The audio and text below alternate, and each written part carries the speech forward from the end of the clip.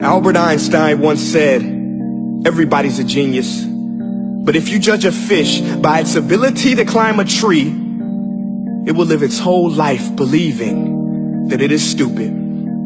Ladies and gentlemen of the jury, today on trial we have modern day schooling. Glad you could come. Not only does he make fish climb trees, but also makes them climb down and do a 10-mile run. Tell me, school, are you proud of the things you've done?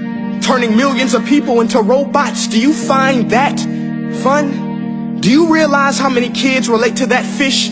Swimming upstream in class, never finding their gifts, thinking they are stupid, believing they are useless? Well, the time has come, no more excuses. I call school to the stand and accuse him of killing creativity, individuality, and being intellectually abusive. He's an ancient institution that has outlived his usage. So, Your Honor, this concludes my opening statement, and if I may present the evidence of my case, I will prove it. Proceed. Exhibit A. Here's a modern day phone. Recognize it? Here's a phone from 150 years ago. Big difference, right? Stay with me. Here's a car from today, and here's a car from 150 years ago. Big difference, right? Well, get this. Here's a classroom of today, and here's a class we used 150 years ago. Now ain't that a shame? In literally more than a century, nothing has changed. Yet you claim to prepare students for the future? But with evidence like that, I must ask, do you prepare students for the future or the past? I did a background check on you and let the record show that you were made to train people to work in factories, which explains why you put students in straight rows, nice and neat, tell them sit still, raise your hand if you want to speak, give them a short break to eat, and for 8 hours a day tell them what to think. Oh, and make them compete to get an A letter which determines product quality, hence grade A of meat. I get it. Back then, times were different. We all have a past. I myself am no Gandhi. But today, we don't need to make robot zombies. The world has progressed. And now we need people who think creatively, innovatively, critically, independently, with the ability to connect. See, every scientist will tell you that no two brains are the same. And every parent with 2 or more children will confirm that claim.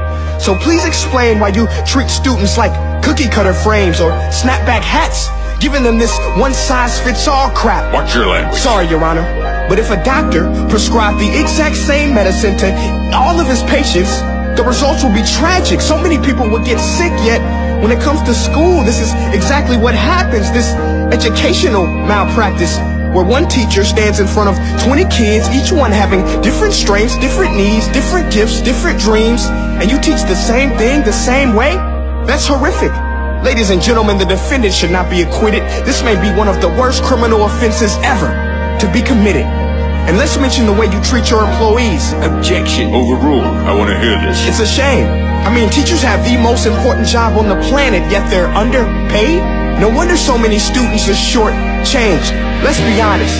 Teachers should earn just as much as doctors, because a doctor can do heart surgery and save the life of a kid.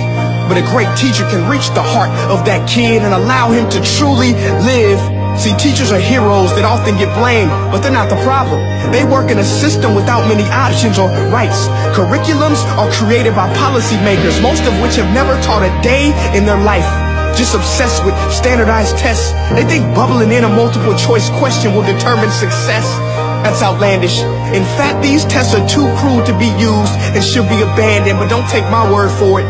Take Frederick J. Kelly, the man who invented standardized testing, who said, and I quote, "These tests are too cruel to be used and should be abandoned." Ladies and gentlemen of the jury, if we continue down this road, the results will be lethal. I don't have much faith in school, but I do have faith in people. And if we can customize healthcare, cars, and Facebook pages, then it is our duty to do the same for education, to upgrade it, change it, do away with school spirit, cause that's useless. Unless we're working to bring the spirit out of each and every student, that should be our task. No more Common Core. Instead, let's reach the core of every heart in every class. Sure, math is important, but no more than art or dance. Let's give every gift an equal chance. I know this sounds like a dream, but countries like Finland are doing impressive things.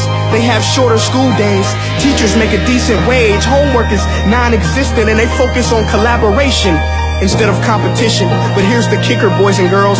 Their educational system outperforms every other country in the world. Other places like Singapore are succeeding rapidly. Schools like Montessori, programs like Khan Academy. There is no single solution, but let's get moving. Because while students may be 20% of our population, they are 100% of our future.